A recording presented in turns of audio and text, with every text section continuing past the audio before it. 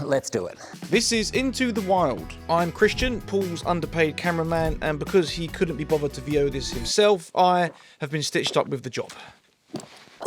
So yes, this isn't just a show, my friends, this is an experience. Here we have Paul Gardiner, a self-proclaimed conservation guru, dragging functional members of society out into the bush for an adventure across the Great Plains of his homeland. South Africa! Boo. And our first guest, flown in from way down under, is none other than Joel Creasey, comedian, television star, radio host, and apparently now aspiring elephant dad. While sipping a Prosecco on a flight to Italy one day, Joel had an epiphany. We have to save the elephants. Now he's heading to Niossi Wildlife Reserve, the first wildlife reserve in the Eastern Cape, set between two cities. It's incredible. Joel's mission, to find and adopt a certain young elephant bull in need of a bit of fatherly love.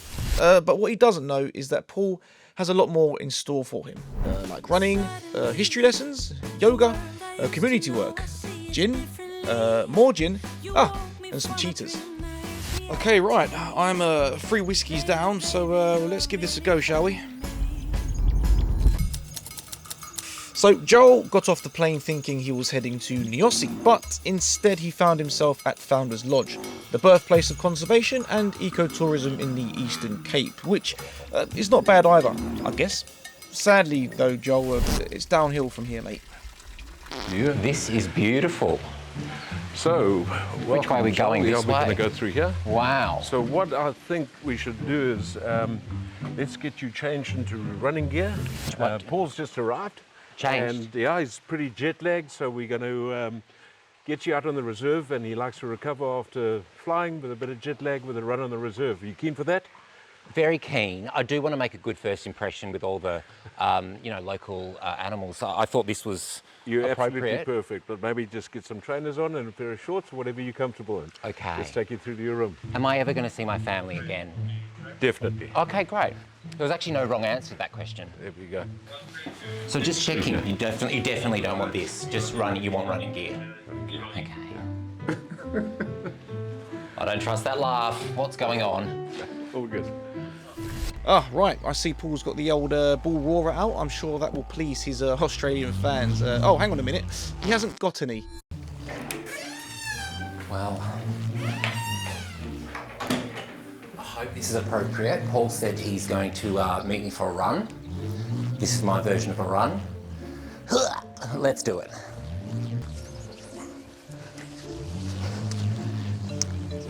Hey! I had to welcome an Aussie. Oh, I've sort of brought my own. Joel, lovely to meet you. Paul, Joel, nice Hello. to meet you. Great to meet you. Really nice to meet you. As I turned off the road here, Yes. you'll never believe it, but Born to Run by Bruce Springsteen came on the radio and I thought, okay, now I'm in the mood. My gosh, it's meant to be. It There is we meant go. to be. Is that who you run to, Bruce Springsteen? I love a bit of Bruce, yeah. Yeah, I'm more of a Lady Gaga man. Nothing wrong with that either. Yeah, you'll be shocked to hear. So do you recognize this? Yeah. The bull roarer from Australia. Yes, of course. You'll recall this from the legendary movie Crocodile Dundee. Of course. And when everyone's in trouble, he calls nature with this, and nature comes and helps him out. Ah, that's not a knife. That's a knife. I remember that. There we go. Yeah, that's a classic.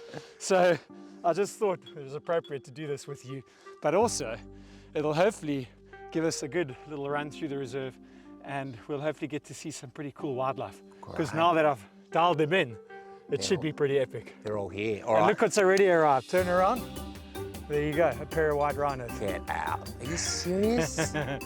They love the sound of a bull roarer. I've just trained them here. well. That's incredible. Good timing, huh? Who are these? This is Ruff and Roller. Rough and Roller. 2 males, the 2 young males, yeah. Ah, they remind me of some guys I went to school with. Well, that first encounter wasn't as awkward as I thought it would be. But anyways, the pair were now on the perilous road to Founder's Carriage. And to pass the time, Paul decided he'd test Joel's wildlife knowledge. So what is a group of zebras called? A dazzle. You got it. I'll always remember that one. Okay, and a giraffe? A giraffe is a journey. Journey. Good lad. An elephant? A herd. That's the easy one. I think we're being watched. Having finally reached the carriage, Paul took Joel for a very long-winded tour, showing him some rooms, a sink, and a pool. I'm sure Joel would have enjoyed a dip at this stage, but instead he had to endure one of Paul's history lessons. He loves doing these, by the way. This is where it all began for our little province. So we obviously right down here in the Eastern Cape. Okay. Yeah. Dad was originally from Zimbabwe, Rhodesia then. Yeah. And he always wanted to own a little patch of Africa. So my brother and I were at boarding school just over these hills. Really? Yeah. And my parents lived in Port Elizabeth. Yeah. And he eventually decided, okay, well, he came across this little patch here, equidistant between the two, so we could meet here for a weekend. And then he didn't realize that there was a hell of a drought at the time, and the farmers were dropping like flies. They were giving their land away. So this was all farmland? Yeah. Yeah. 100%. Somebody handed him a book, and he started to read up about what the British settlers did to this land when they Yeah. arrived here in 1820. Yeah. Because the British came here because post-Napoleonic wars, there was a huge socio-economic crisis in Britain. Yeah. And the Brits had territory down here. They sent 6,000 people by ship all the way to the Eastern Cape. They gave them oxen, they gave them ox wagons. Yeah. They said, go settle the land. Okay. And so those 6,000 volunteers came. Yeah. And they arrived to this, this impenetrable bush. The thorns yeah. you've seen and the wildlife, it would have Yeah. been abundant. Yeah, good luck. Yeah, exactly. They cleared the land. Everything was hunted. But they documented everything that they encountered in the back of their Bibles. And those documents were compiled into a book, and that's the book that my dad later That he read? Yeah. And it was all about the encounters of the wildlife of the British that settled the land here in Wow. 1820. And that was the blueprint for what became Shamwari. Because And- Dad realized, there were lions here, buffaloes, I was elephants, going to say, that's rhinos. the wildlife we're seeing right now. Exactly. That's incredible. So it was the blueprint, and he started to return them. And that happened in the early 90s. Early 90s. So Oh, it's big. the rest is history. Shamwari was born. It started here at Founders. There's probably 20 equivalents of Shamwari in the province today. They're all copied. All those farmers that once laughed at my father 20 years ago Really? converted. Well, he had the last laugh, didn't he? Exactly, yeah. And the density of wildlife here is incredible. Yeah, there must be 10,000, 20,000 animals roaming Shamwari alone. So we've brought back the biodiversity, as have the other 20. That's amazing. What an incredible story. It's a great story. I thought you'd It's a enjoy it. great story. Yeah. It's Okay, you ready amazing. to run again? Yeah, I was trying to put you. I was just going to ask and keep asking questions. I've but got no, I lots have. more to do. Yeah, and I've recovered. It's getting a bit dark, so we've got to right, start let's heading do off. it. Wow. Well, yeah, I've got that photo memory. Good man, good man. Paul's a bit of a knob, so he's not going to let you off of that easily. And so they were back on the road to the next activity, whatever that was. At this point, I don't think Paul even knew what he was doing. Luckily, though, some curious visitors bought him time to pretend otherwise. It's an amazing story. So we obviously have a lovely little sanctuary here at Founders. One of our neighbours is another beautiful game reserve called Amakala. This female gave birth to her cubs, and the lions suddenly put a lot of pressure on her and tried to kill her, and they'll take out the cubs. Any predator competition. She got badly injured, and then she somehow broke into Founders because she somehow knew there was sanctuary on this side. So she's made this her home for the time being. But you asked about the fluff on the back. Yeah. So, and I told you about the honey badger earlier as being one of the toughest animals in Africa. I know. They also have that white flash on their back. Cheetah cubs have that flash on their back. They're mimicking the honey badger. So the predators think, oh God, there's a honey badger, I'm out of here. I didn't know the honey badger was so threatening. Yeah, no, they aggressive things. Wow.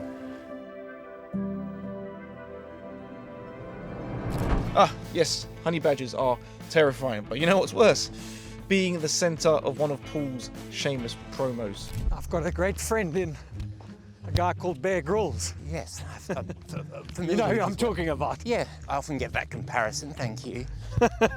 Bear and I, about 10 years ago, got together and said, let's form a survival academy. So taking what he does on telly and bringing it to life for kids, for schools, for Brilliant. corporate team building events. And that's what we've done. We've got a brand called the Bear Grylls Survival Academy. Basically, we've got a program here. So the parents can relax up at the lodge, chill out, and the kids come down here with somebody like Scooby, who's trained in the art of survival Bear Grylls style. Right. And he teaches them how to light fires and build shelters. Just run around barefoot, you know, like we all grew up as youngsters, and get them off their devices and that. Yeah. And that's what it's about. One of the most important things when you're out in a survival academy is all about concealment. Okay, I can And see where this is going. camouflage. Yeah. Right. And I hate to do this When to we you. came to this spot, I was like, I feel like I've been here before in another life. I'm going to Bear Grylls you up. Okay. I'm going to pimp this ride over How here. could you Bear Grylls me up any more than this with reflective orange $3 sunglasses? He is all about getting muddy, dirty, and just And so am I. gritty. Yeah. So we're going to do a bit of that with you. So Okay. I'm going to do it to you, all right? You ready? Yeah, I'm ready. Shit, I'm so disappointed. It's actually quite slowly. I've got it from in my mouth. Oh, okay, on the arms as well, why not? Oh, okay, yeah. All right, we're all good. Just get it out your eye here. Oh, that's lovely. There you go. Bear will be very proud of you. I'm sure he's going to see this clip. So Yeah, it's fun. Nice to finally meet. We often get mistaken for each other, so the Aussie version. good to say hi. That's not a knife. I don't know. I don't even know how he does it. That's not a knife. Bear, enjoy. I'll go on, Bear. Give him a raise. I'm sure he needs it. Joel definitely needs something to take the edge off, though. Blimey, look at him. So, after that somewhat bizarre humiliation ritual, Paul was eager to wipe Joel's memory clean with some of South Africa's finest gin. Hey, thank you. Cheers. Good way to end the day. Cheers. Awesome. GNT. That works.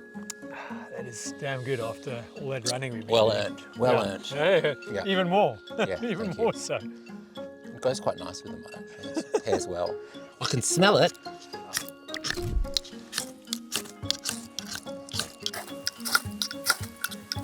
Doing better than most, I tell you. You're really getting the sparks. We could be here all night. There you go. We got flames. Yes. I mean, that was first shot, I think. Hold on. Cheers. I obviously don't follow Aussie TV and stand-up and everything else, Yeah. but I obviously had to do a little bit of reading. Being the oldie that I am, I loved the story of how your parents met. Oh, yes. Because I read that on the internet. Yeah, they're very shy people themselves. Mum was a Sure it came from somewhere. yeah, I know. They created this monster. They're to blame. Mum was a singer, and Dad was an actor, and they met on the set of Star Wars. Can you believe The that? Empire Strikes Back. Yeah, Mum. One of my favourite Star Wars movies. I read that, I had a big grin on my face. Yeah, Mum played Jabba the Hutt. She was excellent. No, they were both rebels. They were both. Oh, were they rebels? Yeah, snow speeder pilots. Oh, yeah. And you can see, you can't really see Mum in it, but you can see Dad clearly in the scene where Princess Leia is briefing the troops, and he's got Yeah. the orange porn star-esque moustache. And when he jumped into the snow speeder, it kept hitting him on the head, and George Lucas had to come over and personally apologise himself. Oh, really? Yeah. I said, Dad, you should sue for late night. Yeah. Yeah. 45 years later. Yeah, I know. Oh, something's love it. wrong. I also was fascinated to read that you started stand-up as a 16-year-old, Yeah. which is a hell of a ballsy thing to do. I mean, Well, I don't think if I wanted to do it now, I would have had the confidence to do it. Whereas I had that blind 16-year-old confidence. which is a great confidence to have. Eh? Yeah. I sometimes go, where's he gone? Yeah. And yeah, Mum and Dad had to take me to the pub in North Perth. They were doing a stand-up competition, and they had to sign me in because I was underage. And then I was doing stand-up for 2 years until I was the legal drinking age at 18. So So you couldn't use this to get the confidence up. No. Mum could though to get through the gig, and yeah, haven't stopped since. So it's good fun. It's good therapy. It's like therapy that you get paid to do. Yeah, that's great. very cathartic. this for me is therapy. me. Getting back into Africa and taking people on these extraordinary runs and just showing what I grew up with to people like yourself. Well, it's feeling very therapeutic. Thank you very Good. much. I've been to South Africa twice and always loved the nature and just the whole experience here, and have always loved animals, and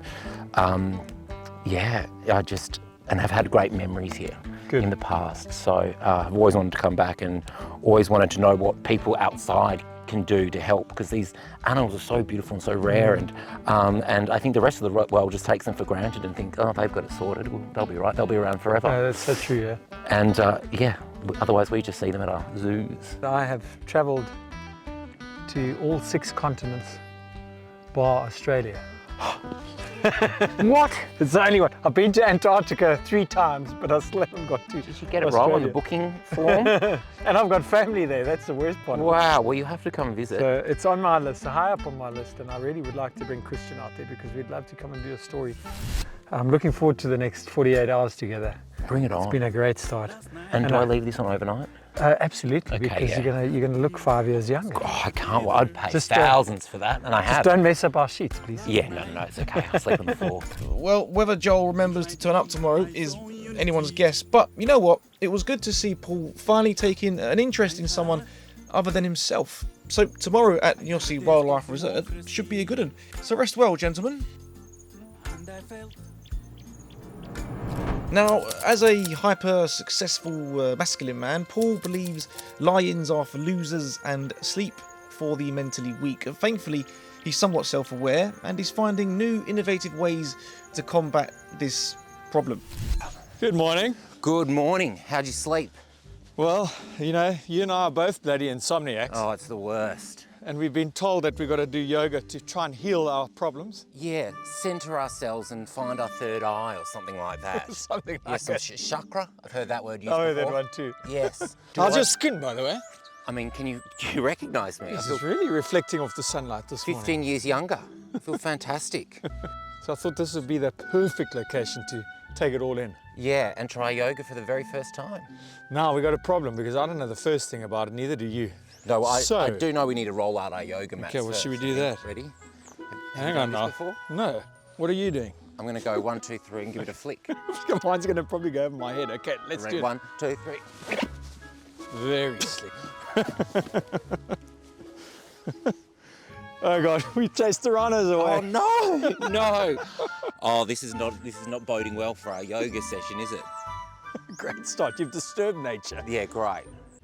I've selected a yoga instructor for us. Yeah. She teaches yoga to surfers, believe it Okay. or not. And I thought you and Aussie, you guys love your surfing. I mean, she's a good-looking girl. This is a married man, by the way. Oh, okay. I feel like that might have come into play a bit. Look at that, eh? Well, who's your selection? Well, you know, as two of the butchest men in the bush, I thought we could watch real men do yoga. Because after all, that is us. And I can see us doing a bit of that. Some headstands, downward dog. Oh my gosh. Oh, no, not a bad way to start the day. It's not bad, eh? No. Holy cow. Oh my God. Yes. We're gonna have to go surfing after this. I thought I was more flexible than this. I think, yeah. She's got her head on the grounding. Best you get all the stress out now, Paul, because you'll be sleeping outside with the rhinos later when your wife sees this. Oh man, he is So with their third eyes wide open, Paul and Joel made their way to Aussie. But before Joel could begin the search for his new son, Paul was eager to show him an incredible project at a school just 5 minutes from the reserve. Like so many in the Eastern Cape, the school has long been neglected by the government, but thanks to one man, well, that's about to change. Okay, well, I am so thrilled to be back here a year later, Jimmy, at the St Albans Primary School in Kabeja, and this time with the headmistress, Felix. Yeah, and I brought Joel along to come and see this incredible project because I came here a year ago with Christian, and Jimmy showed us the appalling state that this little school was in, and it was really in poor form. I couldn't believe my eyes when I walked in because it's the wreck you saw. No toilets, no water, no basins, no electricity. The feeding was a 6-meter container with no ventilation, just a burner and 80 bowls to feed 440 kids. Our situations before this, it really didn't contribute much towards that quality teaching and learning. A year on, thanks to this gentleman here, Jimmy, a lot of funding's gone into this. It's uplifted completely. It's got a new lick of paint. The kitchens have been improved. The ceilings have been plastered up again. The toilets are all repaired, and the kids are getting meals, and there's so much happening. And just so nice to be able to share this with you. When the school started this year, you could see even the morale of the educators the children, everybody. They have a proper meal every day. They have nice classrooms. If you saw this building before this, really, it's a miracle. Every kid deserves an education. They can't get it themselves, they have to be given to them. And then also what we'd like to do is to open up the door a little bit to Nyosi with the senior, the grade 7s, and have them go out there for a game drive, educational, because Excursions. none of them will ever see, in all likelihood, a game park. And Africa is game, and they never get to see it because they can't do it. But yeah, on our doorstep, the sort Literally of 5 minutes the away. day tripper, it's ideal to bring them into a little bit of understanding. Yeah. The time that we, as private landowners with all this wildlife, look over the fence and try and involve the community, Great. get them employed. And Great. so we start planting that seed. We're doing a lot with Kwandabugle schools, so there's no reason why we shouldn't do it with this school, which is even closer.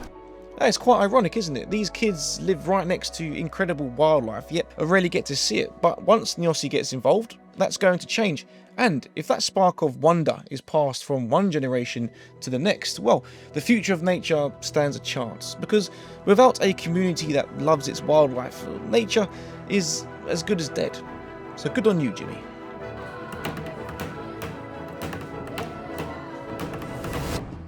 Now, finally at Nyosi, it was time for Joel to see his new child. If he could actually find him. Turns out, for something the size of a small bus, elephants are annoyingly good at hide and seek. Luckily, the legendary Cameron Doyle was on hand to play tracker in chief. How are you guys? Let me introduce you to Joel. Joel, how's it? Joel. Cameron. I'm great. This is beautiful here. Yeah, well, welcome. So Nice to have you here. I've been Cam, told. the man, is not only the CEO of Nyosi and the visionary and the manager and everything else, he's also the local elephant whisperer. Great. Well, I've come he's to the promised- right place. Not Promise you not find you. self-proclaimed, Yeah, not no, self-proclaimed. No, I'm going to let Cam lead the day. I'll be sitting quietly at the back observing. great. You're putting your earplugs in, aren't you? Yeah. But before Joel could actually get on the road, he had to endure a round of very intense interrogation. Why don't you tell us the reason you came here in the first place? It's a bit ridiculous. And when I got engaged last year, I got engaged in Italy. I mean, I've always loved elephants, and yeah, like my whole life, I just find them so. It's so ridiculous that these creatures exist. They're so beautiful. But yeah, on the flight over, I watched a whole bunch of documentaries about animal poaching. For some reason, it just played on my mind the whole time we were there. Anyway, I got engaged on like the second last night we were in town, and Jack said, "Will you marry me?" I was like, "Yes, yes, yes." And I shoved the ring on my finger. It's really chill about the whole situation. And then I went silent for an hour, which is. You've met me, very unlikely. Yeah. Okay, agreed very quickly there. And then the first words I said, an hour post-proposal, was, we have to save the elephants. So I'm following through on that promise. I'm looking for an offspring, looking for a baby. Looking to adopt a baby. Ready to become a father. It's great that someone like you can use your platform to promote conservation and elephants, you know. Glad to know where your priorities lie, Joel. Up the LEs. And with Cameron probably wondering what on earth he just signed up for, they set off to track the elusive elephants of Nyosi. So the area we're going into now is kind of the more indicative vegetation of where the elephants would tend to live. So in the Eastern Cape, this is known as the Albany Thicket, Yeah. and it is the original kind of stronghold for South African elephants. It's kind of where the highest population of elephants used to be historically in Southern Africa, is in this Eastern Cape thicket belt. And about how many are on the reserve? So currently we have a family group of 5. And this family of 5 were experts at hiding, because after over an hour of searching, the only thing Joel had laid eyes on was Paul's distant relatives. I mean, the resemblance is uncanny. But eventually, the signs started to appear. Here's some fresh signs. As we are going in the right direction. The elephants have a very distinct smell. It's like there you go, like an earthy, musty smell. Beautiful. So we try and avoid driving over the elephant dung if we can. It really releases the smell? No, we try and avoid it because there's also dung beetles around. Ah, right. So actually one of the interesting things is when we reintroduced elephants here, dung beetles reappeared. And we hadn't seen dung beetles here ever. Really? And after we reintroduced elephants, the dung beetles just naturally kind of appeared. So they are ecosystem engineers, and that they kind of bring back some keystone species. Having figured the elephants were, I don't know, probably down in the valley somewhere, it was time for Cameron to bring out the big guns. So he dragged Joel into a bush to show him his favourite toy. A telemetry elephant tracker thing. Basically, you see I've set it to elephant. Yeah, you literally have. Yeah. And what this does is it's going to pick up on the female's collar if we're trying to locate her.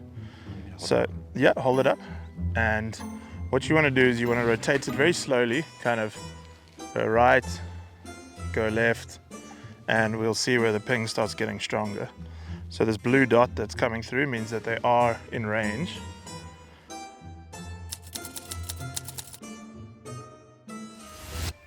And it's getting slightly stronger. Oh, there they are. You see them? Yeah. Yeah. Oh, there they are, coming towards us. There you go. Meant to be the only time I've spotted anything. Oh my word. Yeah. Looking right at you. There you go. There they are. There they are.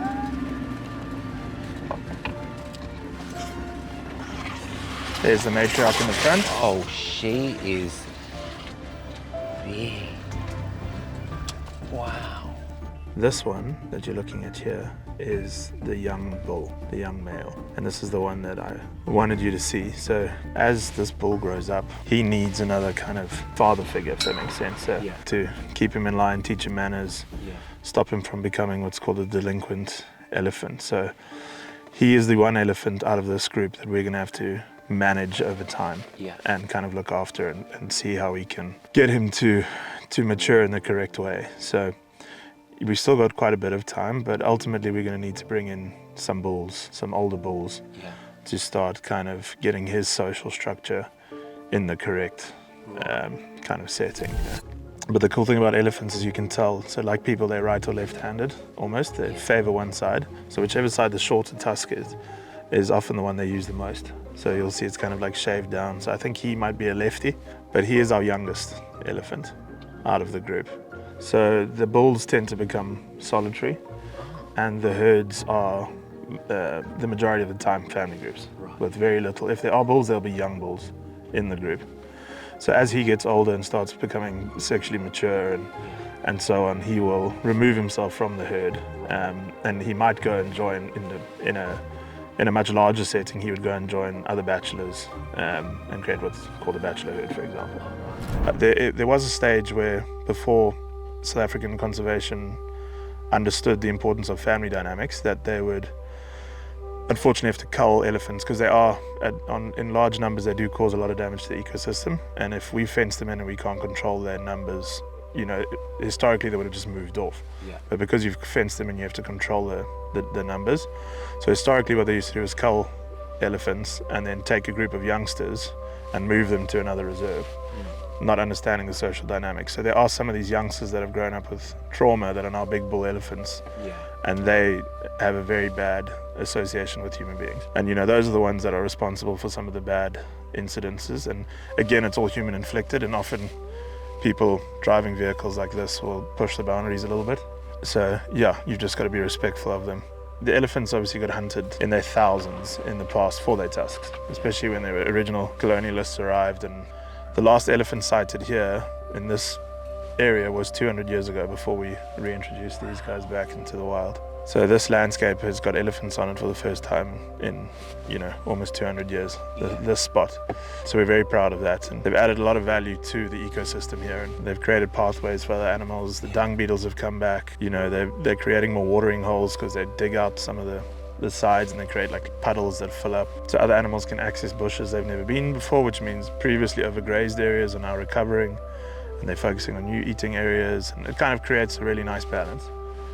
I wasn't expecting to become a boy dad, but this one's going to need both a literal and metaphorical dad. Eventually he's going to need a collar and a bull brought in for when he breaks family, and we'll need some guidance from said bull, and we'll also need some metaphorical assistance. So that's where I come in. I'm thinking about naming him boyfriend to match my dog in Melbourne girlfriend, Timber, which means hope, or Elton John. They have kept us waiting, but it has been certainly worth it. They are just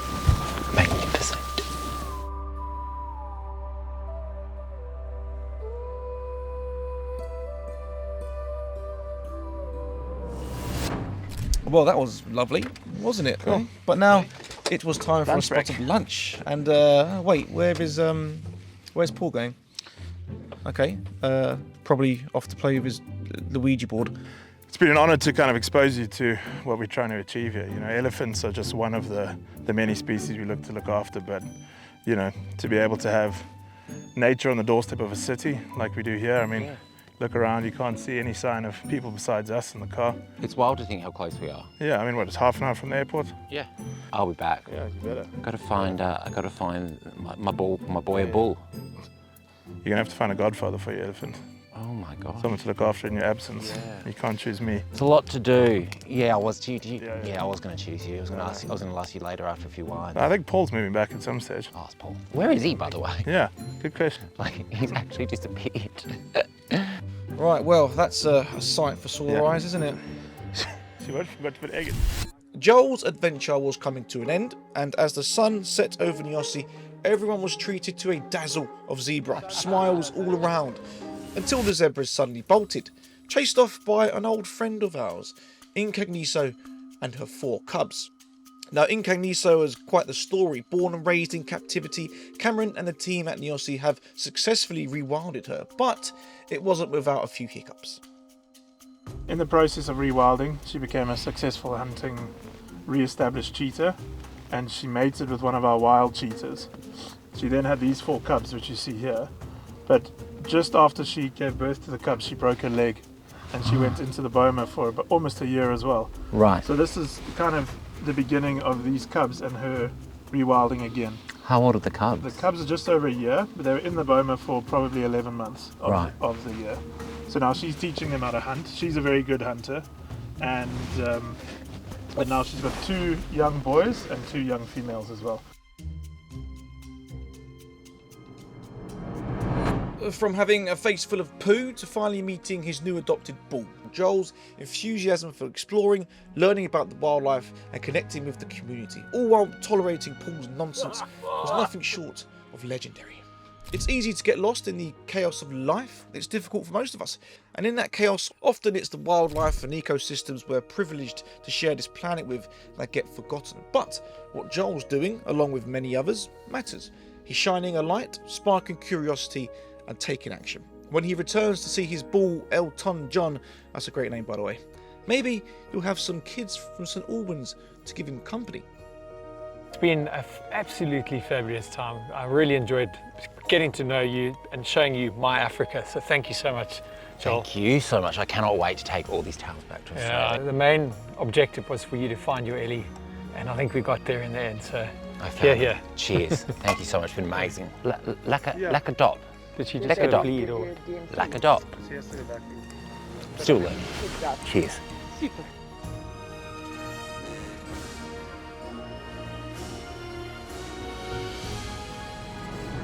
Thanks once again to Joel and his team. Also a big shout out to Founders Lodge and Niossi for hosting. And of course a big thank you to our sponsors Terra Nova and the fabulous team at Shine Creative. I will see you on the next one. Ta-ta!